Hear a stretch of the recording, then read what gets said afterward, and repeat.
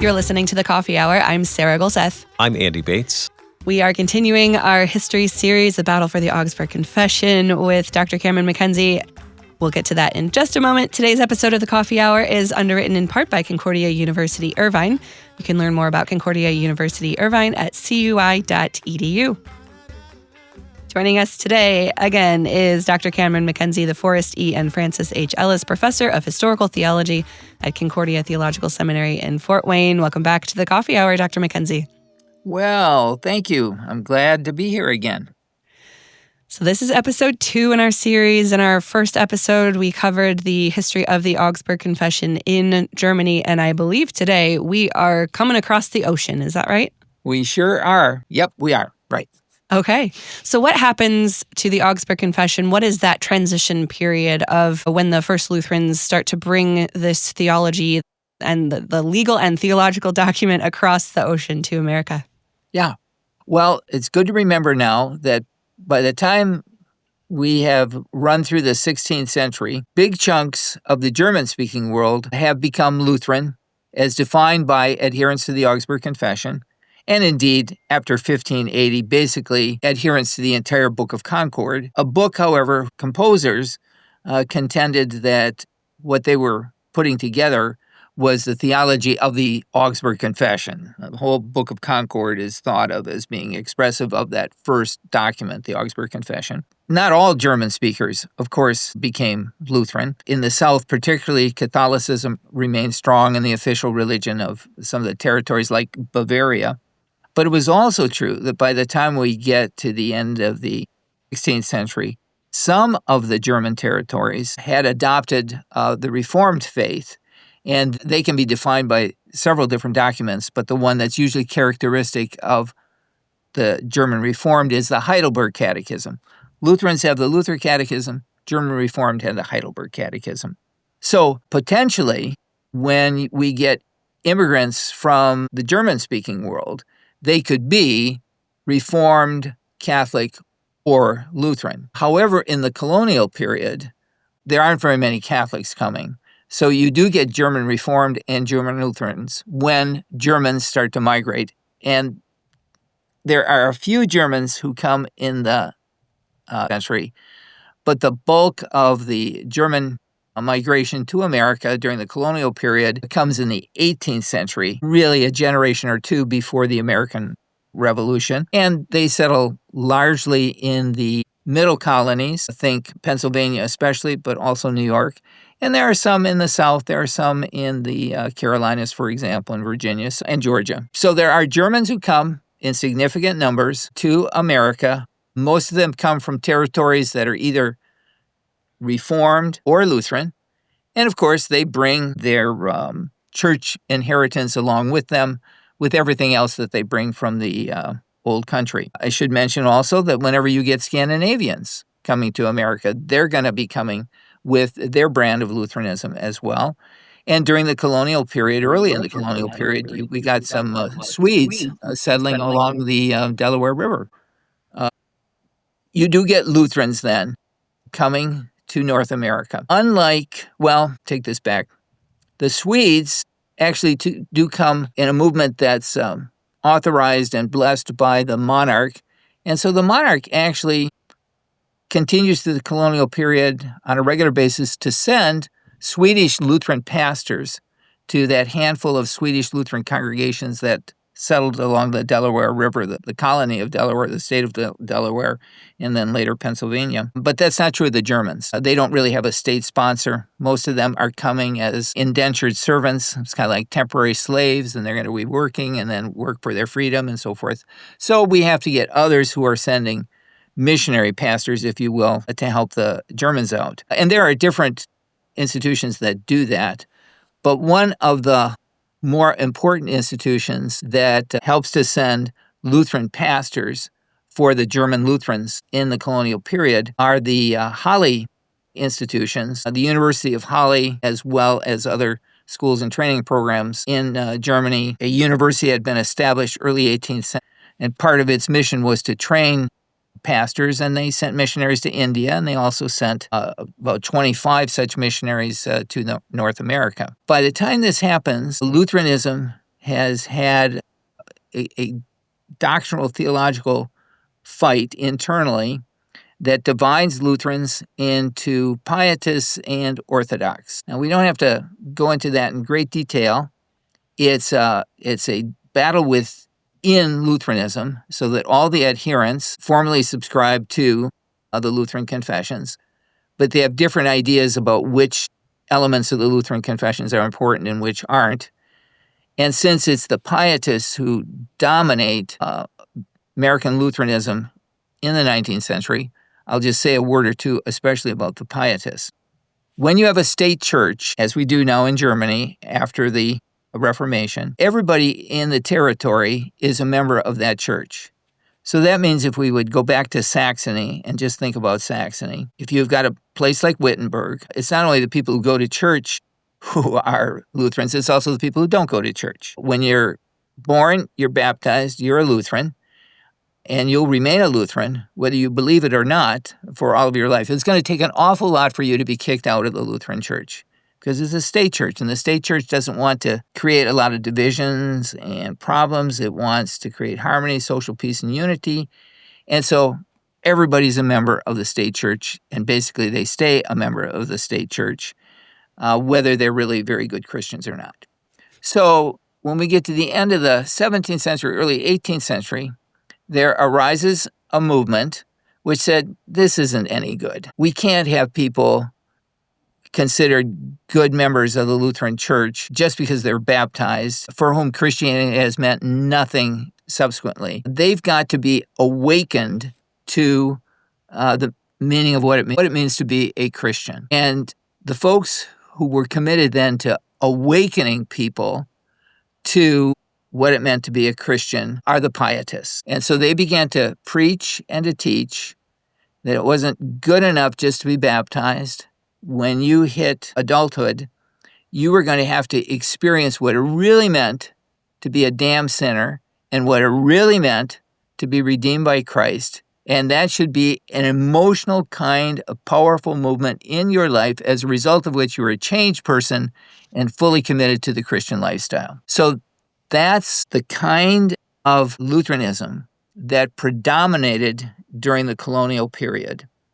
And the man who is usually thought of as the patriarch of American Lutheranism, Henry Melchior Muhlenberg, was a Pietist, and who, in his visiting settlements of Germans, especially in Pennsylvania, trying to organize them into churches, trying to get them to awaken to the significance of their baptism, he's preaching for this awakening. This is what he wants. This is what he's looking for, and this is the kind of Lutheran that he is. Now, he is a Lutheran, but by the time we get to the 18th century, the Augsburg Confession is kind of a piece of the furniture. It's there, you know it's there, but it's no longer kind of the heart of what it is you're interested in. You're interested in is not getting them to know the Augsburg Confession, but you're interested in getting them to awaken to the significance of their faith. And so Muhlenberg, that's how he preaches. That's what he looks for. Now, he is important. He helps to organize congregations. He tries to arrange for them to have pastors. He actually, with a handful of others, forms the first Lutheran church body. It comes to be known as the Pennsylvania Ministerium. It was organized in 1748. He helps to build churches. He's got a ton of energy, and he's good-hearted, and he's working for the establishment and maintenance of the Lutheran Church here among the German Lutherans, but he's doing it from this Pietist perspective, and that is a perspective in which your Lutheranism is one thing, but being a real Christian is another thing. You've got to be awakened. In this work of establishing the Lutheran Church here in America, Muhlenberg, who came from Halle, he's one of the Pietists from Halle, he's the first of about 24 who come in the colonial period from about 1742. That's when he comes to the end of the colonial period, about 23 others who come. He's concerned that German Lutherans here have become victims of unlicensed, unofficial preachers. And these are folks who kind of rose from the ranks in America. Sometimes they had been kicked out of the ministry back in the old country and had started afresh here in the new. Other times, they really didn't have much training at all, but they were available, willing to preach, and congregations who had no pastors were willing to take them on. So Muhlenberg is really concerned about preachers like that, and he wants to make sure that his congregations have preachers who are authorized, certified, licensed, if you will. He himself had permission to preach on account of credentials from the chaplain to the King of England, who in the 18th century, just to complicate things a little bit here, was also the Duke of Hanover. So wearing his German hat, he was the head of a Lutheran state church. Wearing his English hat, he was the head of the Church of England. And so, well, in a way, it made it easier then for people like Muhlenberg to come for the German Lutherans because he could come through the credentials of the King of England. So at any rate, that's important for Muhlenberg. What's not a matter of concern for Muhlenberg is what kind of Protestant Christian you were, as long as you belonged to one of the official churches that had the blessing of the government, as opposed to one of these vagabond preachers who were doing this without license, without ordination, without permission. And so for Muhlenberg, if you were German Reformed, that was okay, and he's not going to try to convert your members. And similarly, if you were Church of England, that's okay for Muhlenberg also. So he does not have a strong doctrinal consensus. Now, I want to illustrate that here, but I wonder if we should take a little break, and then we come back and I will... Let's do that. Do that. Yeah. We are taking a look at the battle for the Augsburg Confession in 19th century America. We're getting there. We're getting there. We're just now talking about the Lutherans, colonial Lutheranism in North America. And we'll continue the conversation in just a moment with Dr. Cameron MacKenzie. You're listening to The Coffee Hour. I'm Andy Bates. I'm Sarah Golseth.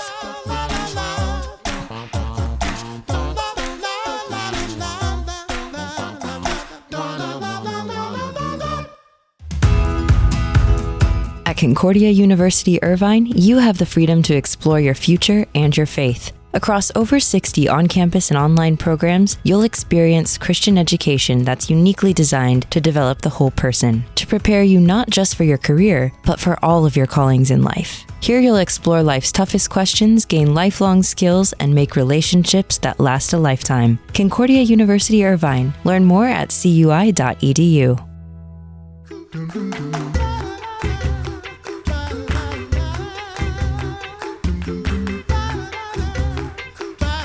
Welcome back to The Coffee Hour. I'm Andy Bates. I'm Sarah Golseth. We are talking about the battle for the Augsburg Confession in 19th century America. We're on our way to 19th century America. We're talking about Lutheranism and Henry Muhlenberg and his role in Lutheranism in North America in the colonial era, I guess is what we're looking at now. What were his concerns about the lack of seminary education and untrained preachers in the church at that time?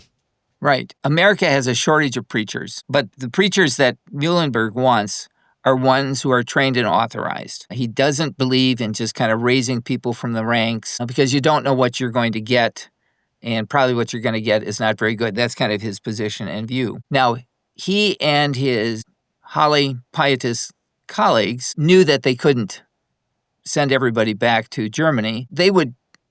People could kind of study for the ministry by reading theology under a practicing pastor. It'd be kind of like on-the-job sort of training. And then at a certain point, they would thought to be ready, and then they would be presented to, let's say, the pastors of this Pennsylvania ministerium that I talked about that Muhlenberg had formed, kind of the first Lutheran church body. And the men would be then examined, and if they passed their examination, then they would be ordained as Lutheran pastors. So for Muhlenberg, there needed to be a process of examination and ordination rather than every congregation doing its own thing. So this was important to Muhlenberg.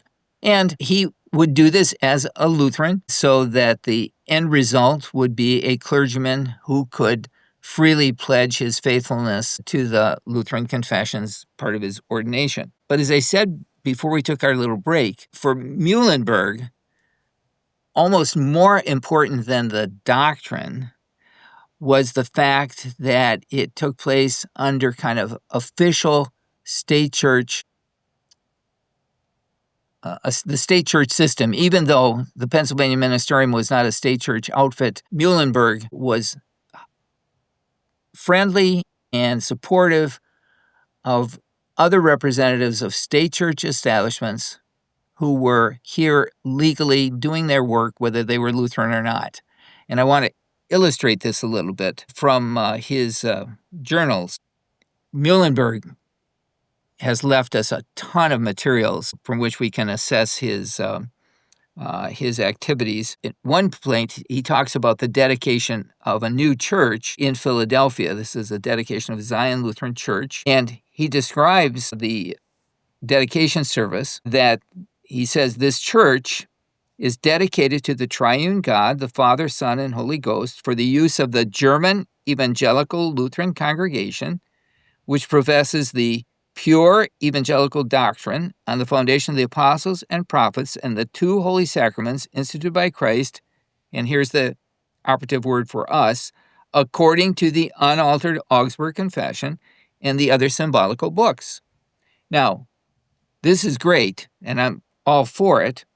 But then as you read on about the dedication of this church, we have other statements here about, well, okay, they're having the German service in the morning, but in the afternoon, they're going to have an English service, and the English service will feature an address by Reverend Mr. Peters, and he is the representative of the Church of England in Philadelphia. So you've got dedication of a Lutheran church in which one of the services will feature the preaching of an Anglican pastor. At another point, Muhlenberg talks about a fight in a congregation, and this is one of the things that these early pastors often had to do, and that was to kind of act as umpires for congregations who got mad at their pastor or pastors who got mad at their congregation. So Muhlenberg or others like him would come in and try to settle the dispute. And one dispute had to do with the Lutheran teacher, a catechist, and he had gotten into exchanging some angry words with German Reformed. It was a new congregation in the Blue Mountains, and now I'm here quoting Muhlenberg here.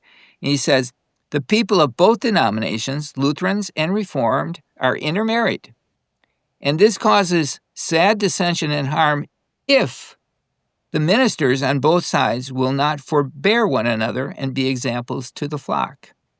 So Muhlenberg says, I had to admonish Mr. Enderlin, the catechist, to love because Enderlin has been refuting the Heidelberg Catechism. And this broke down the relationships, the harmonious relationships that existed between the Lutherans and the Reformed pastors and congregations. So again, Muhlenberg is less concerned with Lutheran doctrine than he is with awakened Christians who learn to live in harmony with other forms of Christianity. So my point is, in terms of the Augsburg Confession, it's here in Muhlenberg's stuff, but it's not the focal point of his ministry, because if you're an awakened Christian, well, that's good enough. We're not going to worry about whether you're Lutheran or Reformed or Anglican. So there's a minimalization of the Augsburg Confession. It's a part of what makes you a Lutheran, but it's not all that important whether you be a Lutheran or not, as long as you are awakened.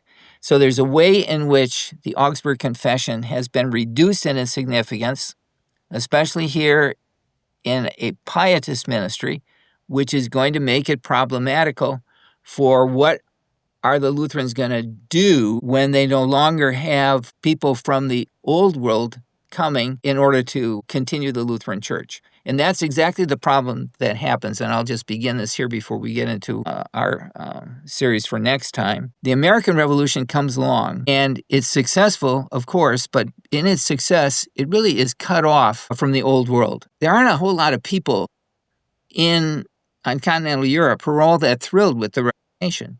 not the Reformation, the Revolution. You still have kings, dukes, etc. in Germany, Switzerland, Sweden, Scandinavia, as well as England.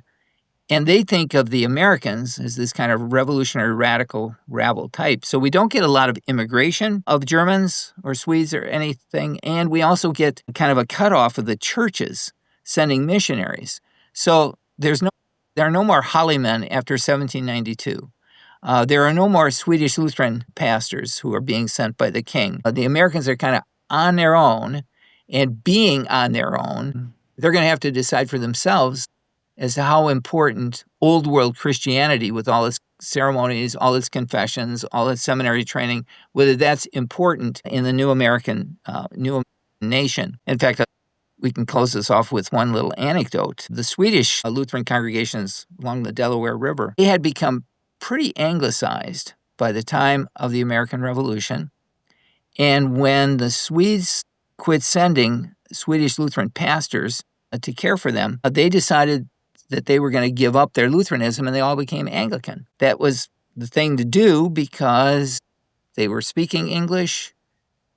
Episcopalian was the religion of the English.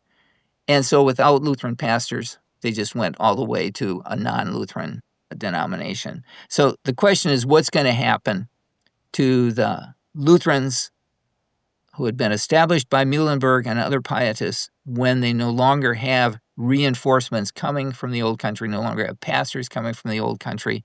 What's going to happen to the Lutheran Church when we get to this new American nation? And that's something I think your listeners will find interesting when we get to it on the next episode. I know I find it interesting. I am looking forward to that next episode. This has been so interesting hearing all of this history about Lutheranism in early America. Dr. MacKenzie, thank you so much for joining us today. Well, you're very welcome. I look forward to carrying on our conversation next time. Dr. Cameron MacKenzie, the Forrest E. and Francis H. Ellis Professor of Historical Theology at Concordia Theological Seminary in Fort Wayne, Indiana. I come back next week for part 3 of this series. You're listening to The Coffee Hour. I'm Sarah Gulseth. I'm Andy Bates. The Coffee Hour with Andy and Sarah is a production of KFUO. To support the Coffee Hour and KFUO Radio, visit KFUO.org. You can also text KFUO to 41444 or send an email to gifts@kfuo.org. And you can call us at 800-844-0524. KFUO. Christ for you, anytime, anywhere.